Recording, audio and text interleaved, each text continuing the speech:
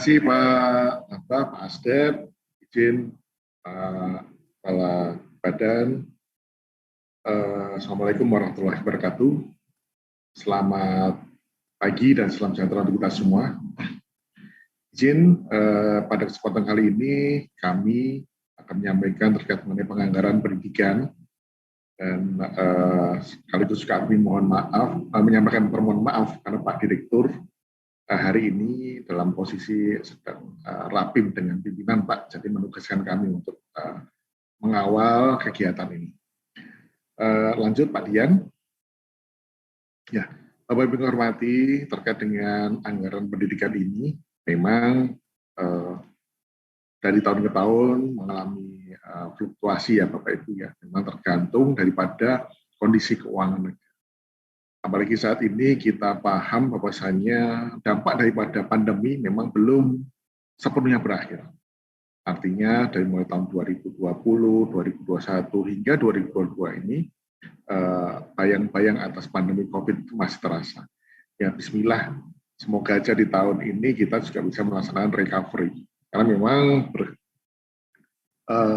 kondisi keuangan negara itu memang sangat erat kaitannya dengan fundamental ya, fundamental di mana penerimaan negara akan membaik apabila perekonomian sudah mulai bergerak, perekonomian bergerak akan membuat semuanya menjadi tercover sebagaimana kita harapkan. Nah, di sini nih kami menyampaikan bahwasanya mengingat postur APBN disusun berdasarkan asumsi makro yang mempengaruhi pendapatan negara, belanja tertentu, pembayaran bunga, target defisit, dan kapasitas pembiayaan defisit, maka diperlukan ada cadangan pada DAP. Ini mungkin yang lebih close connected dengan teman-teman kami di DCA, bagaimana mengatur ritme ataupun irama daripada APBN yang ada di pusat, sekaligus juga menjadi salah satu urat nadi pembiayaan, pendanaan bagi pemerintah daerah. Ini memang kita masih dalam rangka masih berevolusi untuk bisa mencapai otonomi daerah yang sepenuhnya, di mana memang daerah sudah semakin mandiri, baik secara pendanaan maupun dari sisi kebijakan. Lanjut Pak Dian. Nah, lebih menukil lagi Bapak Ibu, di dalam anggaran pendidikan melalui TKDD, di tahun 2022 ini memang kita sudah memperkirakan ya beberapa besaran target yang dalam rangka untuk mencapai 20% dari APBN ataupun APBD dalam belanja ataupun anggaran pendidikan.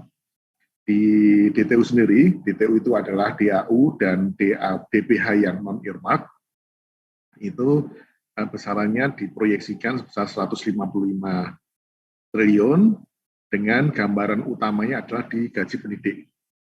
Ini memang sangat close connected ya Bapak Ibu dengan saat ini yang kita bahas, di mana memang gaji pendidik ini memang menjadi salah satu poin besar ataupun persentase terbesar daripada dana transaksi umum yang digunakan untuk anggaran pendidikan. Di sisi lain juga ada mengenai otsus yang diperkirakan sekitar 1,4 T, DHK bidang pendidikan yang pasti sudah jelas nih 18,3, dan DHK non fisik. Nah, di dalam sini memang beberapa yang sangat berhubungan erat adalah seperti produksi guru, tambahan penghasilan guru, tunjangan khusus guru di daerah khusus maupun BOS ya, bantuan operasional sekolah. Lanjut Pak. Ya. Lanjut. Nah, berkaca daripada perencanaan kebutuhan ASN yang sebagai induk daripada seluruh baik itu PNS maupun P3K, kita menggunakan Undang-Undang Nomor 5 tahun 2014, PP Nomor 11 tahun 2017, kemudian Peraturan Pemerintah Nomor 49 Tahun 2018. Kebijakan pengangkatan guru, tenaga pendidikan, honorer menjadi ASN, ini kita menukik lagi daripada Undang-Undang Nomor 5 Tahun 2014. Di sini ada pasal 6, pasal 17, pasal 79 ayat 5, pasal 80 ayat 5, dan pasal 101 ayat 3 dan 4. Ini kita membreakdown ya Bapak Ibu ya. ASN itu apa saja, PNS dan P3K, gaji untuk PNS pemerintah daerah dibandingkan oleh APBD, dan instansi termasuk instansi daerah yang dibebankan kepada APBD. Lanjut. Nah, bagaimana TKD, khususnya DAU, itu bisa mensupport daripada bantuan ya kepada pemerintah daerah dalam rangka untuk mendukung pelaksanaan pemerintahan daerah, khususnya di bidang poin 2 yaitu perhitungan komponen berdasarkan kebutuhan belanja ASN daerah, termasuk gaji ke-13, THR, dan formasi ASN daerah. Bapak Ibu yang hormati, seperti halnya dalam APBN, DAU pun juga fluktuatif. Fluktuatif sekali karena memang di DAU ini kita di dalam Undang-Undang Nomor 33 tahun 2004 kita masih menggunakan pagu DAU itu berdasarkan minimal 26% dari PDN itu. PDN itu adalah pendapatan dalam negeri neto yang basisnya itu adalah dari pajak serta PNBP. Nah, memang di tahun 2020, 2021, dan 2022 ini memang saya sampaikan di awal tadi, pengaruh daripada COVID-19 ini yang cukup menekan penerimaan negara ini juga berpengaruh terhadap besaran daripada DAU secara keseluruhan. Sehingga terlihat di sini memang peningkatan dari DAU itu sangat kecil sekali, bahkan di beberapa di tahun 2020 itu terjadi kontraksi penurunan dari tahun 2019. 2021 juga sempat naik, namun kemudian harus dikoreksi karena untuk untuk penanganan pandemi COVID, begitu juga di 2022. Nah, 2022 ini memang ada recovery, tapi masih sangat sedikit sekali. Sehingga kesan daripada DAU yang diterima daerah saat ini tidak lebih sama dengan tahun lalu. Lanjut. Nah, Bapak Ibu, bagaimana di DAU itu perhitungan untuk belanja pegawainya diperhitungkan ya. Jadi memang di dalam perhitungan DAU tahun 2022 dan insya Allah nanti 2023 pun juga masih seperti itu, meskipun undang-undangnya berubah sedikit. Ini penghitungan atas belanja pegawai itu kami masukkan dalam pot alokasi dasar. Di mana dalam alokasi dasar ini kita memperhitungkan ya Bapak Ibu, memperhitungkan belanja gaji belanja gaji ASN daerah, baik itu dari P3K maupun PNS daerah, ditambah dengan formasi P3K tahun 2022. Nah, sedikit tambah lagi juga di tahun 2022 ini kita juga memperhitungkan kembali sisa ataupun yang kemarin formasi 2021 yang sudah diperhitungkan tapi belum digunakan. Maka ketika 2022 ini maka bisa digunakan untuk pembayaran gaji P3K khususnya. Nah, ini Bapak Ibu, apa saja di dalam alokasi dasar? Nah, untuk PNS ataupun ASN daerah, kita menghitung gaji ASN ataupun gaji PNSD beserta tunjangan yang melekat. Kami tidak memperhitungkan tunjangan daerah karena memang variasinya cukup besar dan itu juga tergantung dari itu menjadi tanggung jawab dari masing-masing daerah. Kemudian kita juga memperhitungkan formasi P3K, baik itu formasi P3K 2021 yang diangkat di 2022 ataupun formasi P3K 2022 yang kita perkirakan akan diangkat di triwulan ataupun keempat. Jadi dalam besaran di sini penghitungannya untuk belanja pegawai, untuk alokasi dasar itu pagunya sebesar 208,59 triliun. Kemudian untuk DAU-nya sendiri totalnya 378, artinya untuk belanja pegawai pagunya besar meskipun memang tidak sebesar apa yang kondisi existing. Karena bagaimanapun juga kita harus tetap mempertahankan yang namanya sebaran ya Bapak Ibu. Sebaran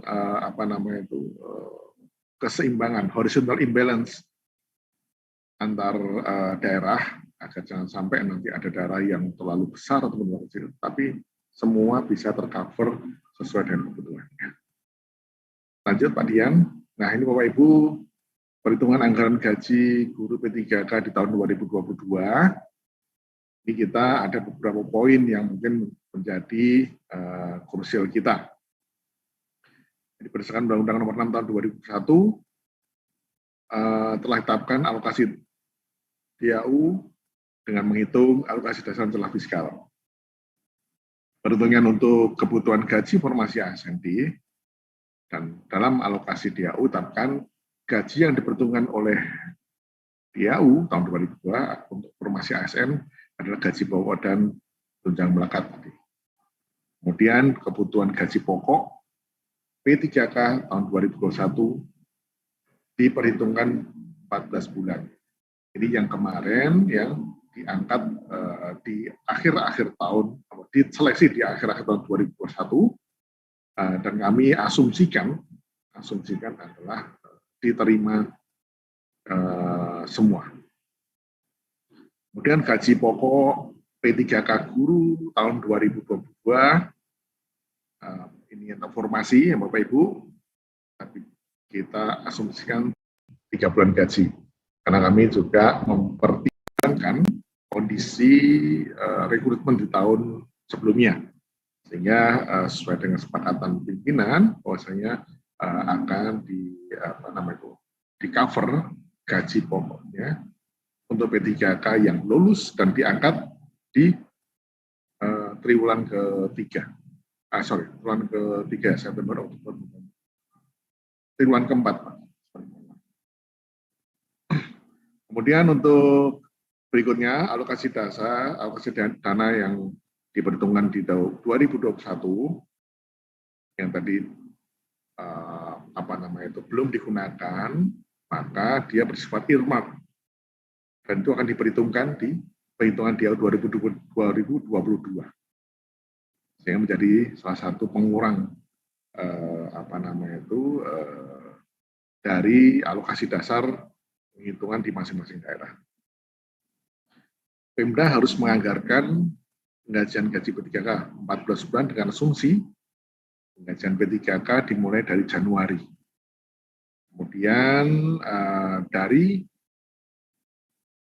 P3K ini, penggajian P3K ini bisa diklaimkan atau dimasukkan sebagai salah satu syarat mandatory spending 25% dari DTU.